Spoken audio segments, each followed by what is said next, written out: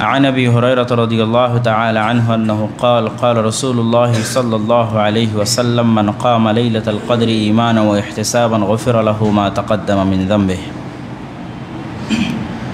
যাবতীয় প্রশংসা হামদ ও সানা মহাপরাক্রমশালী আল্লাহ সুবহানাহু তাআলার জন্য। সকলেই বলি আলহামদুলিল্লাহ। দরুদ ও সালাম বর্ষিত হোক পৃথিবীর সর্বশেষ ও সর্বশ্রেষ্ঠ রাসূল আহমদ মুহাম্মদ মুস্তাফা সাল্লাল্লাহু আলাইহি ওয়াসাল্লামের প্রতি। আমরা পবিত্র রমজান মাসে অবস্থান করছি। পবিত্র রমজান মাসকে লক্ষ্য করে আমাদের ধারাবাহিক খুতবার, আমার দেওয়া ধারাবাহিক খুতবাগুলোর আজকে তৃতীয় খুতবা। আমরা এই তিনটি খুতবার প্রথম খুতবা দিয়েছিলাম রমজানের প্রস্তুতি সম্পর্কে, রমজানের গুরুত্ব এবং ফজিলত সম্পর্কে, রমজানে ভালো অভ্যাস কিভাবে গঠন করা যাবে, দৈনিক রুটিন কেমন হবে, সে বিষয়গুলো আমাদের প্রথম খুতবাই ছিল। দ্বিতীয় খুতবায় আমরা আলোচনা করেছি জাকাত কিভাবে আদায় করতে হবে, জাকাতের গুরুত্ব, তাৎপর্য, জাকাত বের করার হিসাবের পদ্ধতি। আজকে তৃতীয় খুতবায় আমরা আলোচনা করব রমজানের শেষ 10 দিনের গুরুত্ব, তাৎপর্য এবং বিশেষ করে লাইলাতুল কদর সম্পর্কিত বিস্তারিত গুরুত্বপূর্ণ আলোচনা পেশ করার চেষ্টা করব ইনশাআল্লাহ আজিজ।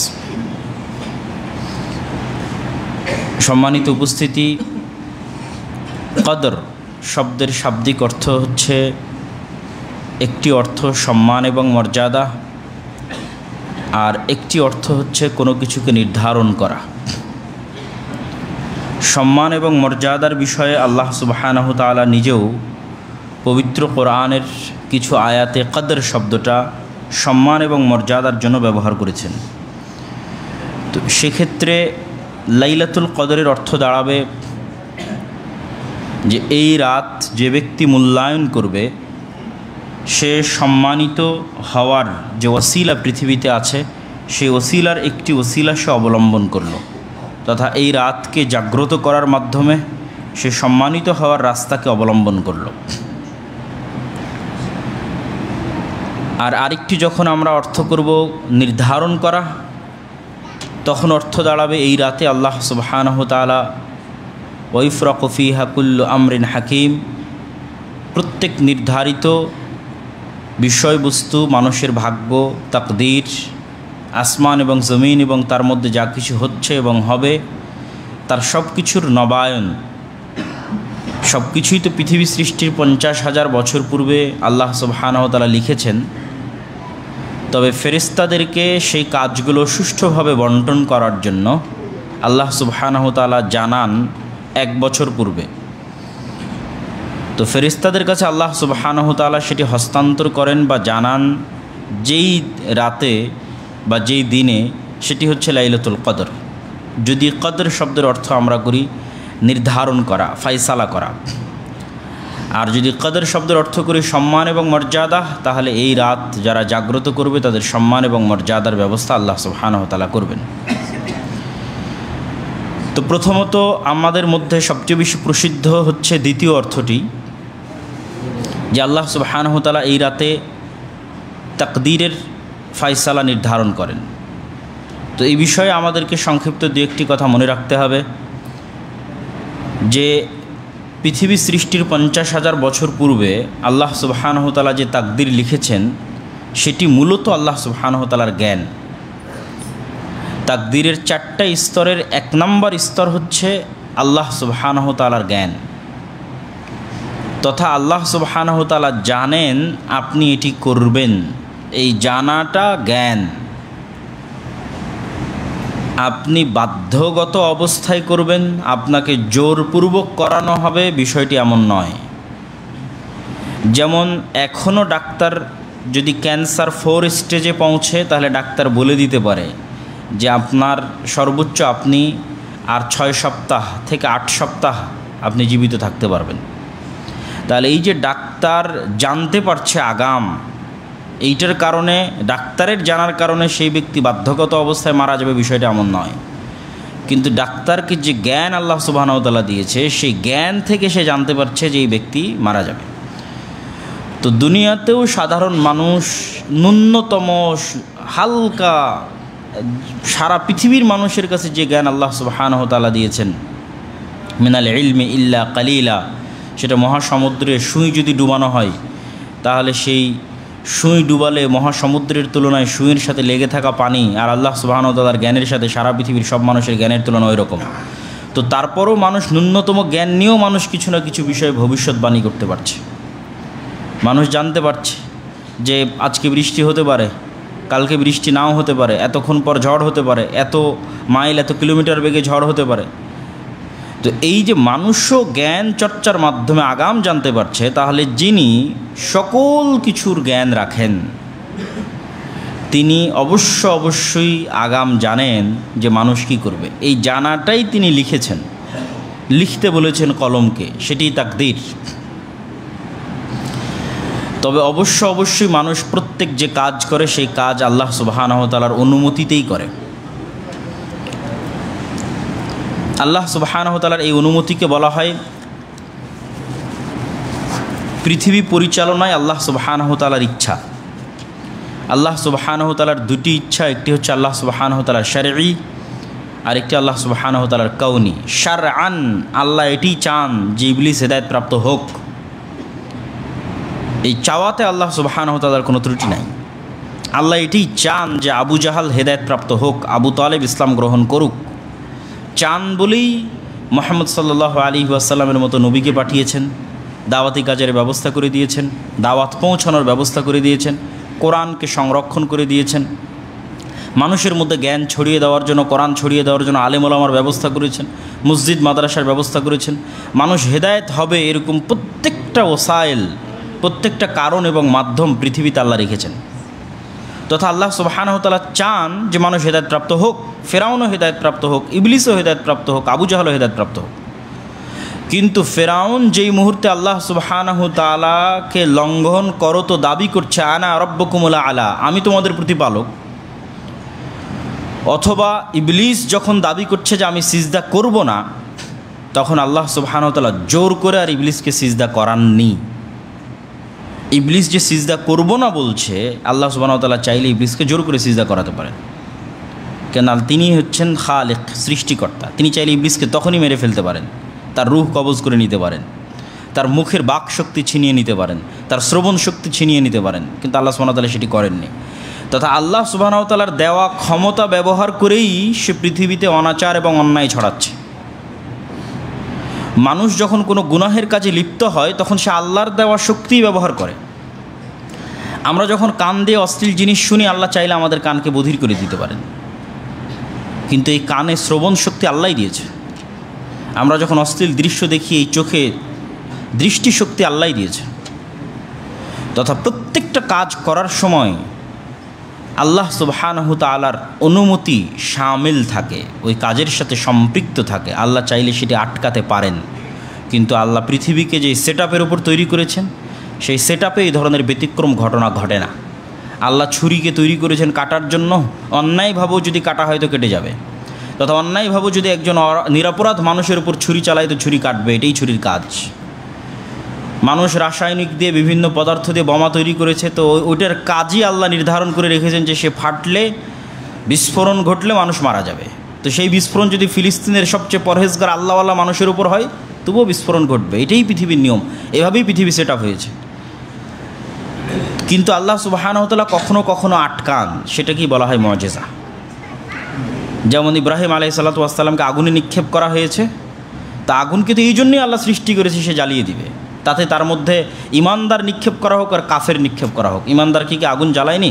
আল্লাহ সুবহানাহু ওয়া তাআলা সূরা বুরুজের মধ্যে বলেছেন আস-সামা ইযাতিল বুরুজ ওয়াল ইয়াউমিল মাউউদ ওয়া শাহিদু ওয়া মাশহুদ। এই পুরো সূরা বুরুজের যে আসহাবুল উখদুদের ঘটনা আছে, তারা ইমানদার ছিল, তাদেরকে জ্বলন্ত আগুনে নিক্ষিপ্ত করেছে বাদশাহ, পুড়ে গেছে, মুমিন অবস্থায় পুড়ে গেছে। তো তাকদীরের এই স্তরগুলো আমাদের মাথায় রাখতে হবে যে মানুষ স্বেচ্ছায় স্বাধীনভাবে কাজ করে, কিন্তু আল্লাহ সুবহানাহু ওয়া তাআলা জানেন যে মানুষ এটা করবে। তবে তাকদীরের মতো পরিবর্তন হয়, সেই পরিবর্তন দোয়ার মাধ্যমে হয়, বিভিন্ন আমলের মাধ্যমে হয়। আল্লাহ সুবহানাহু ওয়া তাআলা চাইলে ফাআলুল লিমা ইউরিদ, যা ইচ্ছা তাই করতে পারেন। তো সেই তাকদীর নির্ধারণ করো তো আল্লাহ সুবহানাহু ওয়া তাআলা ফেরেশতাদের কাছে হস্তান্তর করেন যে রাতে, সেই রাতটি হচ্ছে লাইলাতুল কদর। লাইলাতুল কদরের গুরুত্ব এবং ফজিলত সম্পর্কে আল্লাহ সুবহানাহু ওয়া তাআলা পবিত্র কোরআনের সম্পূর্ণ ভিন্ন একটি সূরা অবতীর্ণ করেছেন। যদিও এই সূরা অবতীর্ণ হওয়ার কিছু শানে নুজুল পাওয়া যায়, সেই শানে নুজুলগুলোর সত্য মিথ্যা পরে, কিন্তু আমাদের এই মাসের গুরুত্ব বা এই দিনের গুরুত্ব বোঝার জন্য সেটি আমাদের জন্য সহযোগী বা উপকারী হতে পারে। দুইটা ঘটনা বর্ণিত আছে। একটি হচ্ছে একদা রাসূলুল্লাহ সাল্লাল্লাহু আলাইহি ওয়াসাল্লাম যাকার রাজুলাম মিন বানি ইসরাঈল, বানি ইসরাঈলের একজন ব্যক্তির বর্ণনা রাসূল সাল্লাল্লাহু আলাইহি ওয়াসাল্লাম দিলেন, যেই ব্যক্তি আল্লাহর রাস্তায় যুদ্ধ করেছে 1000 মাস। ফাআজিবাল মুসলিমুনা মিন যালিক, তো মুসলমানেরা এই কথা শুনে খুব আশ্চর্য হয়ে গেল। এটা একটা ঘটনা। আর আরেকটা ঘটনা হচ্ছে, একদিন রাসূলুল্লাহ সাল্লাল্লাহু আলাইহি ওয়াসাল্লাম বানু ইসরাঈলের 4 জন নবীর বর্ণনা দিলেন, আইয়ুব, জাকারিয়া, ইউশা বিন নুন এবং আরেকজন। এই 4 জন নবীর বর্ণনা দিয়ে বললেন যে 4 জন প্রায় 80 বছর আল্লাহ সুবহানাহু ওয়া তাআলার এমনভাবে ইবাদত করেছে যে সেখানে কোনো গুনাহ শামিল ছিল না, সেখানে কোনো গুনাহ ছিল না। তো এই ঘটনা শুনেও মুসলিম উম্মাহ বা উম্মতে মুহাম্মাদি বা সাহাবী যারা ছিল তারা অত্যন্ত আশ্চর্য হলেন এবং তারা ভাবতে লাগলেন যে আমরা এরকম আমল কিভাবে করতে পারি, এই উম্মতের বয়স তো অনেক অল্প। তো অতীত উম্মতের বয়সের সাথে তুলনা করলে এই উম্মতের বয়স দিয়ে এই ধরনের ব্যাপক ইবাদত এবং তাদের সাথে প্রতিযোগিতায় টেকা বা অগ্রগামী হওয়ার কোনো সুযোগ নাই, কেননা বয়স সীমিত। তখন আল্লাহ সুবহানাহু ওয়া তাআলা জানিয়ে দিলেন মুহাম্মদ সাল্লাল্লাহু আলাইহি ওয়াসাল্লামকে যে এই উম্মতে মুহাম্মাদি তার অতীতের চলে যাওয়া উম্মতদের চাইতেও বেশি আমল করার সুযোগ পাবে। অল্প বয়স নিয়েও আমি তাদেরকে বিভিন্ন অফার সেট করে দিচ্ছি যে এই অফারটা গ্রহণ করলে এতদিনের সমান নেকি, ওই অফার গ্রহণ করলে এতদিনের সমান নেকি। তার মধ্যে সবচেয়ে বড় একটা অফার হচ্ছে লাইলাতুল কদর। 1 রাতের ইবাদত 80 বছরের চাইতেও বেশি সময় ইবাদতের নেকি দিবে। 1000 মাস ইবাদতের চাইতেও বেশি ইবাদতের সমান নেকি আমাদেরকে আল্লাহ সুবহানাহু ওয়া তাআলা দিবেন। এটা একটা অফার, সেই অফারের নাম হচ্ছে লাইলাতুল কদর। আল্লাহ সুবহানাহু ওয়া তাআলা কোরআন মাজিদে বলেন, ইন্না আনজালনাহু ফি লাইলাতিল কদর, নিশ্চয় আমি এই পবিত্র কোরআন অবতীর্ণ করেছি লাইলাতুল কদরের রাতে। পবিত্র কোরআনের আরেক আয়াতে আল্লাহ সুবহানাহু ওয়া তাআলা বলেন, ইন্না আনজালনাহু ফি লাইলাতিন মুবারাকা, আমি এই পবিত্র কোরআন অবতীর্ণ করেছি বরকতময় রাতে। তথা ওই আয়াত এবং এই আয়াত, 2 আয়াত মিলালে এটি স্পষ্ট যে লাইলাতুল কদরের রাত বরকতময় রাত। কেন বরকতময় রাত তারও বর্ণনা আয়াতের শেষের দিকে আসবে, তখন আমরা শুনবো ইনশাআল্লাহ। ওয়ামা আদরাকা মা লাইলাতুল কদর, হে নবী আপনি কি জানেন লাইলাতুল কদর কি? তো লাইলাতুল কদর কি এইটির গুরুত্ব তুলে ধরার জন্য বলার ঢং এরকম, এবং এই ঢঙে আল্লাহ সুবহানাহু ওয়া তাআলা কোরআন মাজিদের আরও বিভিন্ন জায়গায় বলেছেন, এবং রাসূল সাল্লাল্লাহু আলাইহি ওয়াসাল্লামও এই ঢঙে বহু হাদিস সাহাবীদেরকে সম্বোধন করেছেন। যেমন আল্লাহ বলছেন, আল কারিআতু মাল কারিআ ওয়ামা আদরাকা মাল কারিআ, ভয়ঙ্কর আওয়াজ, বিকট আওয়াজ, প্রলয়ঙ্করী ভয়ঙ্কর ভয়াবহ আওয়াজ। তোমরা কি জানো ভয়ঙ্কর প্রলয়ঙ্করী বিকট ভয়াবহ আওয়াজ কি? তো ওই জিনিসটার প্রতি আগ্রহ তৈরি করার জন্য বলার ধরনটা এমন। রাসূল সাল্লাল্লাহু আলাইহি ওয়াসাল্লামও কোনো একটা গুরুত্বপূর্ণ বিষয় বললে সাহাবীদের এভাবে বলতেন, তোমরা কি জানো গীবত কি? আতাদরুনা মাল গীবা, গীবত কাকে বলে তোমরা কি জানো? তখন সাহাবীরা বলতেন, আল্লাহ ওয়া রাসূলুহু আলাম, আল্লাহ এবং আল্লাহ রাসূল ভালো জানেন।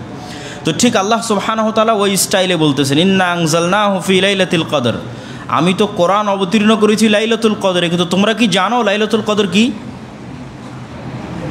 ওয়ামা আদরাকা মা লাইলাতুল কদর, তোমরা কি জানো লাইলাতুল কদর কি? যাতে মানুষের আগ্রহ তৈরি হয় এই বিষয়টা জানার জন্য যে আসলে কি লাইলাতুল কদর।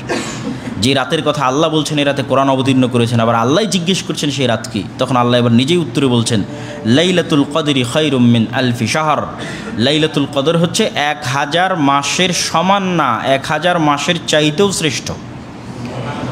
তো এখানে মুফাসসিরিনে কেরাম ব্যাখ্যায় লিখেছেন যে আরবিতে যখনই সীমাহীন কোনো সংখ্যার নির্ধারণ করার জন্য মানুষ বাক্য ব্যবহার করে, যেমন আমরা আমাদের বলার ধরনের সময় বলি যে সে লাখ লাখ টাকার মালিক, আসলে কত লাখ টাকার মালিক সেটা তো জানি না, বলে কোটি কোটি টাকার মালিক, মানে অসংখ্য টাকার মালিক।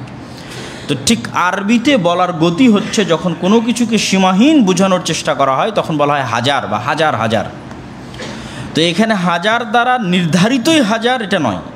নির্ধারিতই হাজার কেন নয় তার দলিল কিন্তু আয়াতের মধ্যেই আছে। আল্লাহ বলছেন হাজারের চেয়েও শ্রেষ্ঠ, তাহলে তো হাজারে তিনি সীমাবদ্ধ করেননি।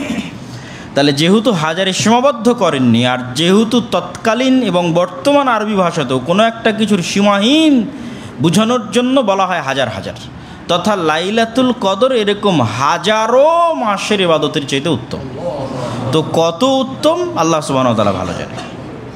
সুতরাং এটিকে নির্ধারিত করার কোনো সুযোগ নাই যে এই হাজার মাসের জন্যই বা হাজার মাসের মতোই এটা নির্ধারিত করার সুযোগ নাই। আরবি ভাষার দৃষ্টিতেও, আরবি সাহিত্যের দৃষ্টিতেও সুযোগ নাই, আর কোরআনের এই আয়াতের শাব্দিক অনুবাদ করলেও সুযোগ নাই। তারপর আল্লাহ সুবহানাহু ওয়া তাআলা বলছেন, তানাজ্জালুল মালাইকাতু ওয়ার রূহু ফিহা বিইذনি রাব্বিহিম মিন কুল্লি আমর। তানাজ্জাল, আরবিতে যখন তানাজ্জাল বা তাতানাজ্জাল শব্দ ব্যবহার হয় তখন ধারাবাহিকভাবে অবতীর্ণ হতেই থাকে। তো তানাজ্জাল বা তাতানাজ্জালুল মালাইকা, ফেরেশতাগণ, আর রূহ মানে জিবরিল আমিন, জিবরাইল আলাইহিস সালাতু ওয়াস সালাম, ফেরেশতাগণ আর ফেরেশতাদের নেতা জিবরাইল আলাইহিস সালাতু ওয়াস সালাম এই রাতে অবতীর্ণ হতে থাকেন পৃথিবীতে বিইজনি রাব্বিহিম মিন কুল্লি আমর, তাদের প্রতিপালকের অনুমতিতে তথা তাদের প্রতিপালকের আদেশে জিবরাইল এবং ফেরেশতাগণ এই রাতে জমিনে অবতীর্ণ হতে থাকেন। অসংখ্য হাদিসে রাসূলুল্লাহ সাল্লাল্লাহু আলাইহি ওয়াসাল্লাম বলেছেন যে লাইলাতুল কদরের রাতে এত বেশি পরিমাণে ফেরেশতা অবতীর্ণ হয় যে পৃথিবীর কোনো ইঞ্চি জায়গা খালি থাকে না, ধূলিকণা বালিকণা, যেখানে আল্লাহ সুবহানাহু ওয়া তাআলার কোনো ফেরেশতা আল্লাহর জিকির আজকার এবং তাসবিহ তাহলিলে ব্যস্ত থাকে না। তো এটি এই অংশটুকুর ব্যাখ্যা।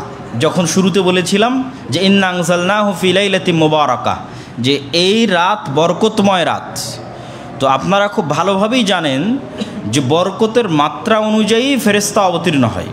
যখন কোথাও কোরআন তেলাওয়াত হয় সেখানে ফেরেশতা আসে, কেন? বরকত অবতীর্ণ হয়। যেখানেই বরকতের কথা আছে সেখানেই ফেরেশতা আসে, যেখানে বরকত নাই সেখানে ফেরেশতা নাই, সেখানে শয়তান।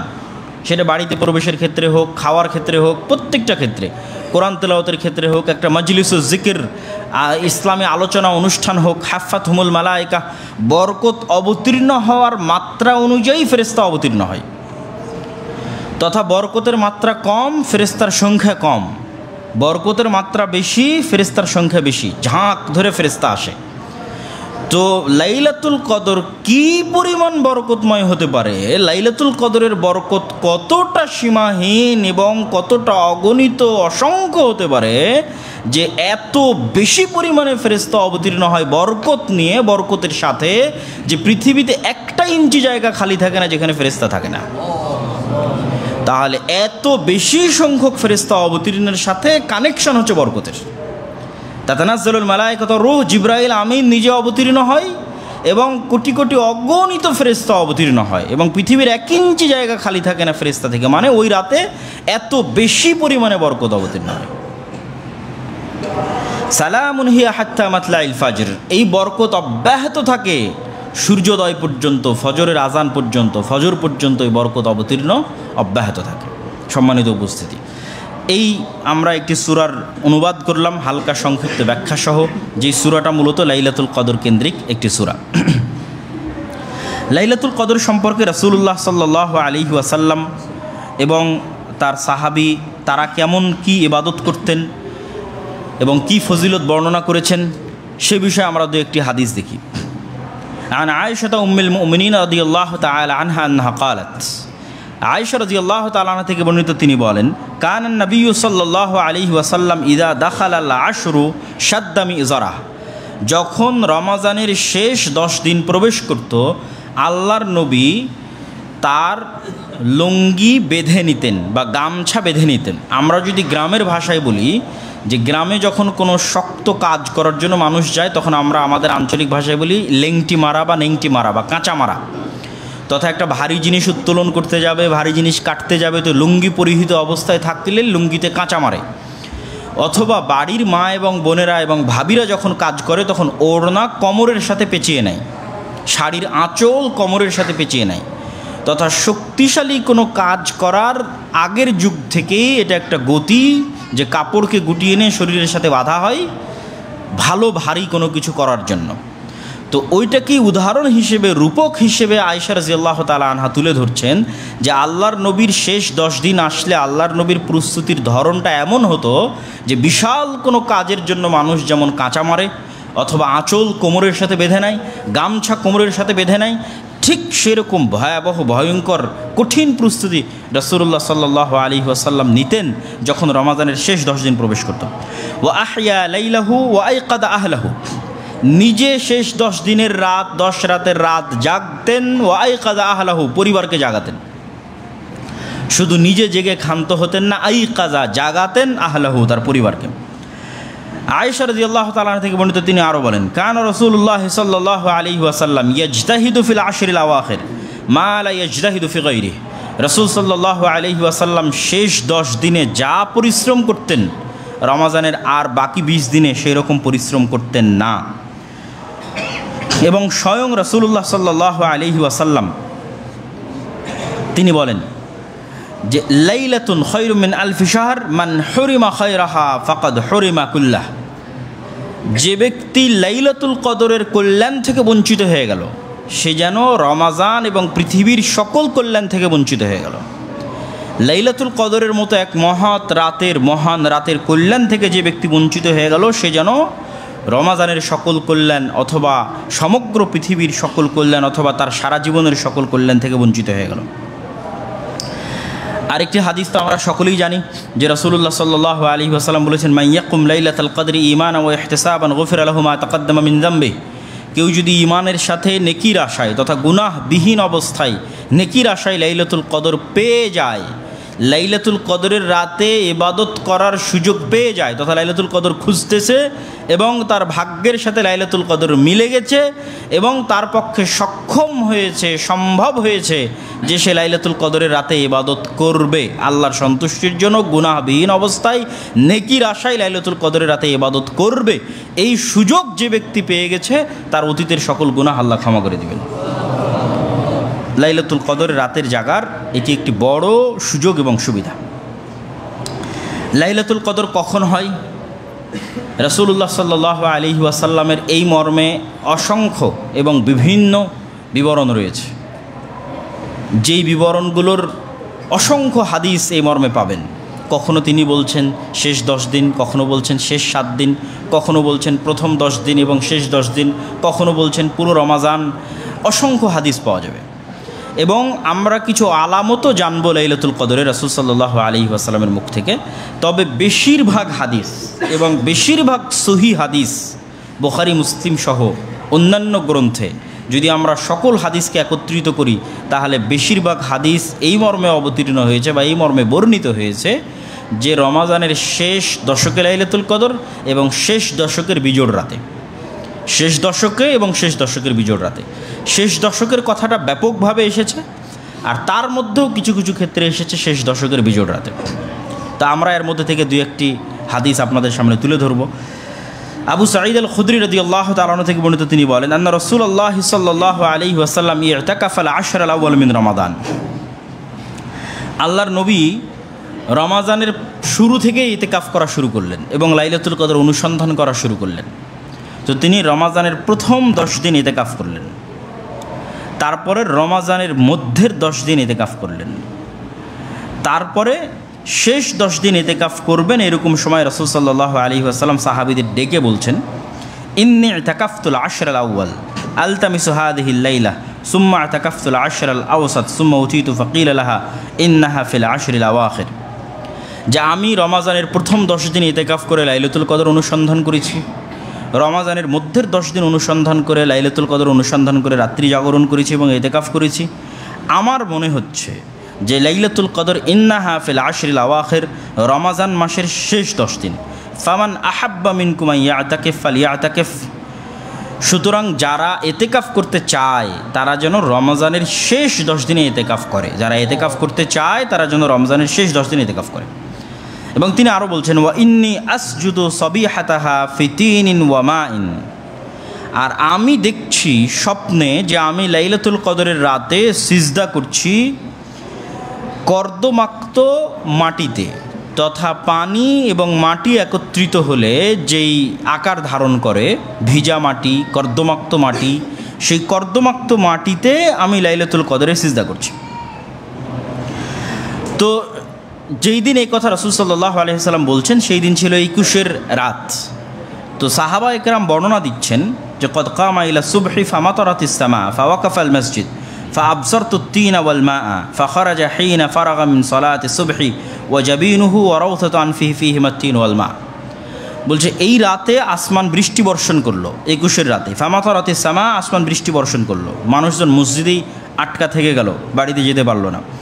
ফাআবসারতু الطين والماء, তো রাসূল সাল্লাল্লাহু আলাইহি ওয়াসাল্লাম ফজরের সালাত আদায় করালেন এবং ফজরের সালাত শেষে যখন মসজিদ থেকে বের হচ্ছেন তখন আমরা তার কপালে এবং তার নাকে কর্দমাক্ত মাটি লেগে থাকতে দেখছি। যে ওয়াজাবিনুহু ওয়া রাউসাতু আনফিহি ফীহিমা الطين والماء, তার কপাল এবং তার নাকে পানি এবং মাটি লেগে আছে।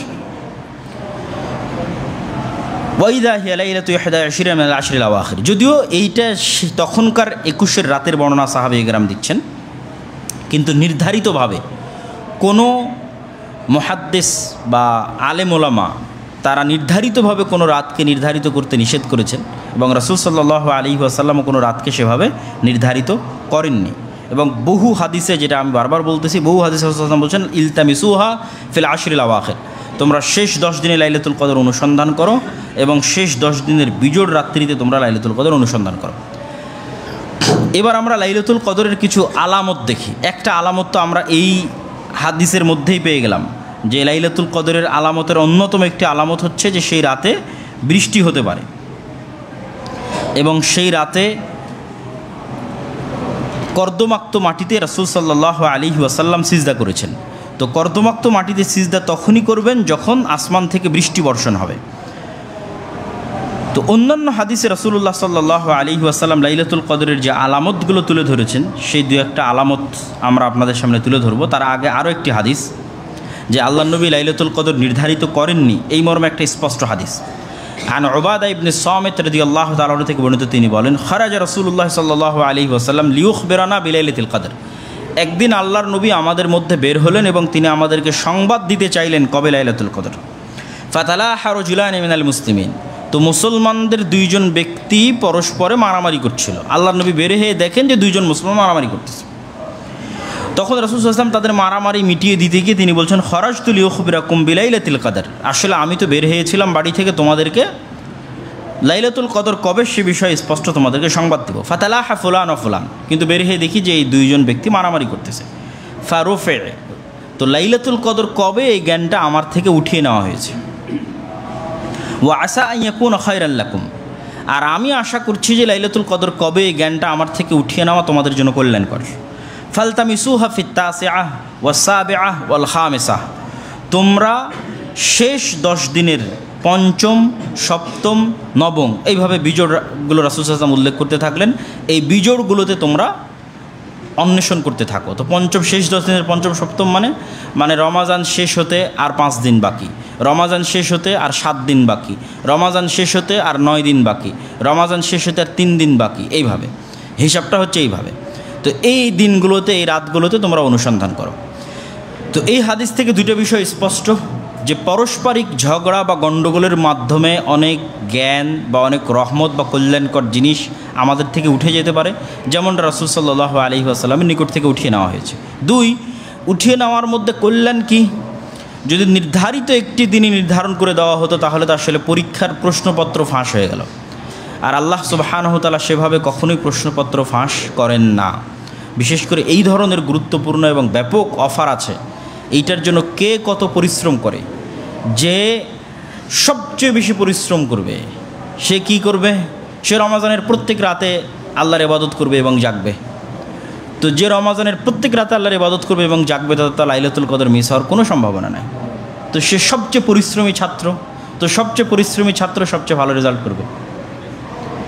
আর যে তার চেয়ে পরিশ্রম করবে তার সম্ভাবনা তার চেয়ে কম হবে, যে তার চেয়ে পরিশ্রম করবে তার সম্ভাবনা তার চেয়ে কম হবে। যে সবচেয়ে কম পরিশ্রম করবে, যে আমাকে একটা রাত দিয়ে দেন 27-এর রাত, তো তার সম্ভাবনা আরও কম হবে। তো আমরা যেন বেশি পরিশ্রম করি এবং বেশি পরিশ্রম করলে লাইলাতুল কদর না পেলেও ওই রাতে ইবাদত করার নেকি তো আর মিস যাচ্ছে না, সেই নেকিটা তো আর বাদ যাচ্ছে না। এমনিতেই রাতে ইবাদত করা আল্লাহ সুবহানাহু ওয়া তাআলার নিকটে অনেক প্রিয়। ফলত এই জিনিসটা উজ্জ্ব রাখার মাধ্যমে আল্লাহ সুবহানাহু ওয়া তাআলার প্রতিযোগী বান্দা যারা আল্লাহর ইবাদতের জন্য প্রতিযোগিতা করে এই পৃথিবীতে, তাদের প্রতিযোগিতার মাঝটা উন্মুক্ত থাকলো, তারা এই প্রতিযোগিতার মাধ্যমে যেমন লাইলাতুল কদরও পাবে, ঠিক লাইলাতুল কদর পেতে গিয়ে যে প্রতিযোগিতা করলে প্রতিযোগিতা করতে গিয়ে আরও বেশি ইবাদত করা হয়ে যাবে, আরও অসংখ্য ইবাদত করা তাদের হয়ে যাবে। এটাই রাসূল সাল্লাল্লাহু আলাইহি ওয়াসাল্লাম বলছেন যে এই রাত আমার নিকট থেকে উঠিয়ে নেওয়া হয়েছে যা তোমাদের জন্য এর মধ্যে কল্যাণ আছে বলে আমি আশা করছি। সম্মানিত উপস্থিতি, লাইলাতুল কদরের আলামত বা লাইলাতুল কদরের যে চিহ্ন, সেই চিহ্নগুলো যদি আমরা তুলে ধরি হাদিস থেকে একের পর এক, তাহলে রাসূলুল্লাহ সাল্লাল্লাহু আলাইহি ওয়াসাল্লাম বলছেন, ইন্না আমারাত লাইলাতুল কদর আন্নাহা সাফিয়াতুন বালজাহ কাআন্না ফিহা কমারান সাতিআ। লাইলাতুল কদরের রাত অনেক স্বচ্ছ ও পরিষ্কার এবং উজ্জ্বল চাঁদ বিশিষ্ট তথা গুমট ঘন অন্ধকারাচ্ছন্ন রাত নয়। সাকিনাতান সাজিয়াহ, খুবই শান্ত শিষ্ট, পৃথিবীর আবহাওয়া পরিবেশ প্রচণ্ড অস্থিতিশীল নয়। লা বারদা ফিহা ওয়ালা হার, প্রচণ্ড গরম নয়, প্রচণ্ড ঠান্ডা নয়। এবং তারকা বা যে উল্কা নিক্ষেপ হয়, তারকার যে বিচ্যুতি ঘটে, সেই বিচ্যুতি মুক্ত রাত। ওয়া ইন্না আমারাতাহা আন্না শামসা সাবিহাতুহা তাখরুজু মুস্তাবিয়া। লাইলাতুল কদর রাত অতিক্রম করে যেই সূর্য ওঠে, সেই সূর্য হয় মধ্যম মানের, খুব তেজস্বী সূর্য নয়, আবার খুবই ম্রিয়মান সূর্য নয়, মধ্যম তথা তাপমাত্রা মিডিয়াম, মধ্যম মানের সূর্য। লাইসা লাহা শুআ মিসলাল কামার লাইলাতুল বদর। আর এক হাদিসে রাসূল সাল্লাল্লাহু আলাইহি ওয়াসাল্লাম বলছেন, লাইলাতুন সামাহাতুন তলকা, অত্যন্ত স্বচ্ছ পরিচ্ছন্ন টলটলে পানির মতো রাত। লা হারাতা ওয়ালা বারিদাতা, কোনো গরম নাই, কোনো শীত নাই। ওয়া তাসবিহু শামসুন সাবিহাতুহা দাঈফাতাল হামরা, পরের দিন সকালে সূর্য উঠবে, তার রশ্মি বা তার অগ্নিরশ্মি বা আগুনের যে রশ্মি আছে সেটির তেজ কম অবস্থায়, প্রচণ্ড তেজস্বী সূর্য হবে না তার পরের রাতে। তো লাইলাতুল কদরের এই আলামতগুলো যদি আমরা মাথায় রাখি, যা রাসূলুল্লাহ সাল্লাল্লাহু আলাইহি ওয়াসাল্লাম তুলে ধরলেন, সেই আলামতগুলোর যদি আমরা সারমর্মও করি যে কি সারমর্ম হতে পারে, তাহলে একটা আলামত আমরা পেলাম লাইলাতুল কদরের রাতে বৃষ্টি হতে পারে। একটা আলামত আমরা পেলাম লাইলাতুল কদরের রাতের আবহাওয়া প্রচণ্ড স্থিতিশীল থাকবে। লাইলাতুল কদরের রাত প্রচণ্ড গরম হবে না, প্রচণ্ড শীত হবে না। লাইলাতুল কদরের রাত সূর্যের তেজ থাকবে কম, তেজস্বী হবে না। এবার লাইলাতুল কদর পেলে আমাদের কি করণীয়? লাইলাতুল কদর পেলে করণীয় সম্পর্কে রাসূলুল্লাহ সাল্লাল্লাহু আলাইহি ওয়াসাল্লামকে আয়েশা রাদিয়াল্লাহু তাআলা আনহা জিজ্ঞেস করেছেন যে, আল্লাহর নবী, আপনি কি মনে করেন যদি আমি লাইলাতুল কদর পেয়ে যাই সেক্ষেত্রে আমার করণীয় কি? তখন রাসূলুল্লাহ সাল্লাল্লাহু আলাইহি ওয়াসাল্লাম তাকে একটি দোয়া শিখিয়ে দিয়েছেন, যেই দোয়াটি আমরা লাইলাতুল কদরের রাতে পড়ার অভ্যাস এবং চর্চা করতে পারি। আল্লাহুম্মা ইন্নাকা আফুউন তুহিব্বুল আফওয়া ফাআফু আন্নি। আল্লাহুম্মা ইন্নাকা আফুউন, হে আল্লাহ আপনি ক্ষমাশীল, তুহিব্বুল আফওয়া আপনি ক্ষমাকে ভালোবাসেন, ফাআফু আন্নি অতএব আমাকে ক্ষমা করেন। তো এই হাদিস থেকে আরও একটা জিনিস আমাদের কাছে পরিষ্কার এবং স্পষ্ট হয় যে মানুষ যদি বুঝতে পারে যে সে এমন একটা সুযোগ পাচ্ছে, যেই সুযোগে সে আল্লাহকে কিছু বললে আল্লাহ সুবহানাহু ওয়া তাআলা কবুল করবেন, তাহলে মানুষের সবার আগে ক্ষমা চাওয়া উচিত। এই একটা শিক্ষা আমরা এই হাদিস থেকে পাচ্ছি যে রাসূল সাল্লাল্লাহু আলাইহি ওয়াসাল্লাম বলছেন আয়েশা রাদিয়াল্লাহু তাআলাকে যে লাইলাতুল কদর যদি পেয়ে যাই, বুঝতে পারি যে আজ মনে হচ্ছে আজকে রাত লাইলাতুল কদর, তাহলে কি বলবো? তো মানুষের তো অনেক কিছু চাওয়ার আছে, মানুষের অনেক কিছু চাওয়ার আছে। তার মধ্যে রাসূল সাল্লাল্লাহু আলাইহি ওয়াসাল্লাম প্রাধান্য দিলেন ক্ষমা চাওয়াটাকে, যে আল্লাহুম্মা ইন্নাকা আফুউন, হে আল্লাহ আপনি ক্ষমাশীল, তুহিব্বুল আফওয়া আপনি ক্ষমাকে ভালোবাসেন, ফাআফু আন্নি আপনি আমাকে ক্ষমা করেন। তো ক্ষমা চাওয়াকে কেন রাসূল সাল্লাল্লাহু আলাইহি ওয়াসাল্লাম প্রাধান্য দিলেন? যে আসলে প্রকৃত অর্থে পৃথিবীর কোনো ব্যক্তি আল্লাহ সুবহানাহু ওয়া তাআলার ক্ষমা এবং দয়া ছাড়া জান্নাতে যেতে পারবে না। কোনো মানুষই এটা দাবি করে বলতে পারবে না যে আমি আমার আমলের চ্যালেঞ্জে বলতেছি যে আমার আমলের চ্যালেঞ্জ দিয়ে আমি জান্নাতে যাব। এটা মানুষ দাবিও করতে পারবে না, আল্লাহ সুবহানাহু ওয়া তাআলার সামনে বলতেও পারবে না। মানুষ এত ত্রুটিপূর্ণ। তো প্রত্যেকটা মানুষকে আসলে জান্নাতে যেতে হবে আল্লাহর ক্ষমার উপর ভিত্তি করে। নবীদেরও একই অবস্থা। আদম আলাইহিসসালাতু ওয়াসসালামও কিয়ামতের মাঠে বলবেন, আফসোস করবেন যে আমি যে ভুল করেছিলাম সেটি আল্লাহ ক্ষমা করেছে কিনা, এবং আমি দুনিয়াতে বারবার বলে এসেছে রব্বানা যালামনা আনফুসানা ওয়া ইল্লাম তাগফির লানা ওয়া তারহামনা লানাকুনান্না মিনাল খাসিরিন, ক্ষমা চেয়ে এসেছে। তো প্রত্যেক নবীর কাছে গেলেই প্রত্যেক নবী তার নিজ নিজ একটা না একটা অপরাধের কথা স্মরণ করাবেন জনগণকে এবং বুঝাবেন যে তাদের সবচেয়ে বেশি দরকার আল্লাহর ক্ষমা। তো পৃথিবীতে কেউই তার নিজের আমল দিয়ে জান্নাতে যাওয়ার দাবি করতে পারবে না। ফলত আমরা যদি বুঝতে পারি যে এই সময় আল্লাহ সুবহানাহু ওয়া তাআলা আমাদের দোয়া কবুল করতেছে না, গল্প গুজব ইত্যাদির মাধ্যমে ফ্রেন্ড সার্কেলের সাথে, এইটা আসলে লাইলাতুল কদর উদযাপন নয়। লাইলাতুল কদর মানুষের ব্যক্তিগত ইবাদত। হ্যাঁ, মানুষ মসজিদে একত্রিত হয়ে ইবাদত করতে পারে, কোরআন তেলাওয়াত করতে পারে, সালাত আদায় করতে পারে, সবই করতে পারে, কিন্তু সবচেয়ে উত্তম হচ্ছে মানুষ একাই তার বাড়িতে নির্জন ঘরে লম্বা সালাত আদায় করবে, লম্বা তেলাওয়াতের মাধ্যমে। সালাতের সৌন্দর্যই হচ্ছে লম্বা তেলাওয়াত। রাসূলুল্লাহ সাল্লাল্লাহু আলাইহি ওয়াসাল্লাম 8 রাকাত তারাবি পড়তেন, কিন্তু এমনও বর্ণনা এসেছে যে এক এক রাকাতে সূরা বাকারা শেষ করেছেন, এক এক রাকাতে সূরা আলে ইমরান শেষ করেছেন, এক এক রাকাতে সূরা নিসা শেষ করেছেন। তথা তিনি সালাতের কোয়ালিটি বাড়াতেন। কি বাড়ানোর মাধ্যমে? সালাতের তেলাওয়াতের মাত্রা বাড়ানোর মাধ্যমে, রুকুর লম্বার মাধ্যমে, সিজদার লম্বার মাধ্যমে। রাসূল সাল্লাল্লাহু আলাইহি ওয়াসাল্লাম রুকু করতেন সূরা বাকারা তেলাওয়াতের সমান, সূরা আলে ইমরান তেলাওয়াতের সমান, সিজদা করতেন সূরা নিসা তেলাওয়াতের সমান। তাহলে কত লম্বা সিজদা হতে পারে, কত লম্বা রুকু হতে পারে। তাহলে লম্বা তেলাওয়াত, লম্বা রুকু এবং লম্বা সিজদার মাধ্যমে রাসূল সাল্লাল্লাহু আলাইহি ওয়াসাল্লাম সালাতের কোয়ালিটি বাড়াতেন, এবং এটাই রাত জাগার শ্রেষ্ঠতম পদ্ধতি। কেননা এখানে একসাথে অসংখ্য ইবাদতের সংমিশ্রণ ঘটে। কোরআন তেলাওয়াত নিজেই একটা শ্রেষ্ঠ ইবাদত, সেটা আপনি সালাতরত অবস্থায় পড়তেছেন, সালাত আদায় করতেছেন, সালাত নিজেই একটা শ্রেষ্ঠ ইবাদত। আপনি সালাত শেষ করে জিকির আজকার তাসবিহ তাহলিল করতেন, সেই তাসবিহ তাহলিল আপনি রুকুতে করতেছেন, সিজদায় করতেছেন। সুবহান রাব্বিয়াল আযীম, সুবহান রাব্বিয়াল আলা, এগুলো তাসবিহ, এগুলো আল্লাহর তাসবিহ, যেগুলো আপনি সালাত শেষে হয়তো আলাদা করে তাসবিহ পড়তেন। তো পুরো রুকু আপনি পড়তে থাকলেন সুবহান রাব্বিয়াল আযীম, সুবহান রাব্বিয়াল আযীম, সুবহান, লম্বা তাসবিহ, যা সালাতের বাইরে, কিন্তু এটা সালাতের মধ্যে হচ্ছে। আবার আপনি হয়তো সালাতের বাইরে গিয়ে হাত তুলে দোয়া করতেন, সেই দোয়াটা আপনি সালাম ফিরার পূর্বে যত দোয়া আপনার জানা আছে আল্লাহ সুবহানাহু ওয়া তাআলার কাছে করার জন্য কোরআন এবং হাদিসের সব দোয়া আপনি সালামের পূর্বে করতে পারলেন, কিন্তু দোয়াটা হচ্ছে সালাতের মধ্যে। তাহলে একই সাথে সালাতের মধ্যে কোরআন তেলাওয়াত হচ্ছে, সালাতের মধ্যে তাসবিহ তাহলিল হচ্ছে, সালাতের মধ্যে দোয়া হচ্ছে। এই জন্য সবচেয়ে কোয়ালিটিফুল ইবাদত, সবচেয়ে দামি ইবাদত লাইলাতুল কদরের রাতে যা রাসূল সাল্লাল্লাহু আলাইহি ওয়াসাল্লাম করতেন, লম্বা সালাত, লম্বা তেলাওয়াত, লম্বা রুকু, লম্বা সিজদা। তারপরেও যদি মানুষের মন চায় তাহলে লম্বা ইবাদতের বাইরে এসে আলাদা করে কোরআন তেলাওয়াত করতে পারে। এই লম্বা ইবাদতের বাইরে এসে আলাদা করে হাত তুলে আল্লাহ সুবহানাহু ওয়া তাআলার নিকটে তার যা চাওয়ার আছে সেই চাওয়া, সেই বাক্য আল্লাহ সুবহানাহু ওয়া তাআলার সামনে ব্যক্ত করতে পারে। সম্মানিত উপস্থিতি, তো লাইলাতুল কদরের এই দীর্ঘ আলোচনা থেকে আল্লাহ সুবহানাহু ওয়া তাআলা আমাদেরকে চেষ্টা করার তৌফিক দান করুক। আমরা আল্লাহ সুবহানাহু ওয়া তাআলার নিকটে দোয়া করি যে আমরা জন্য রমাজানের যে শেষ 10 রাত আছে, এই 10 রাতকে যেন আমরা গুরুত্বের সাথে, পরিবার পরিজনের সাথে, আত্মীয় স্বজনের সাথে, ভাব গাম্ভীর্যের সাথে আল্লাহ সুবহানাহু ওয়া তাআলার ইবাদতের মাধ্যমে এই লাইলাতুল কদরের ব্যাপক বরকত এবং রহমত অর্জন করার আল্লাহ সুবহানাহু ওয়া তাআলা আমাদের সুযোগ দান করুক, আল্লাহুম্মা আমিন।